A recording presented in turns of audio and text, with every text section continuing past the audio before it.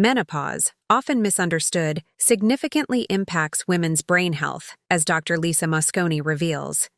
It causes symptoms like hot flashes, insomnia, depression, and brain fog due to hormonal changes.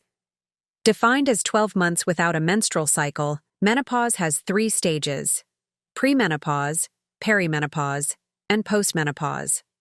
Perimenopause, beginning around age 47, involves fluctuating estrogen levels that cause sleep disturbances and cognitive decline. Brain scans show a 30% drop in brain energy post-menopause, validating women's experiences of brain fog and mental fatigue, with up to 62% suffering from memory and attention issues. Regular exercise, particularly cardiovascular activities, can alleviate symptoms, and hormone replacement therapy, HRT, is most effective within 10 years of menopause onset. Menopause isn't just aging, it involves specific neurological changes, and understanding and addressing these changes can significantly improve women's health and quality of life.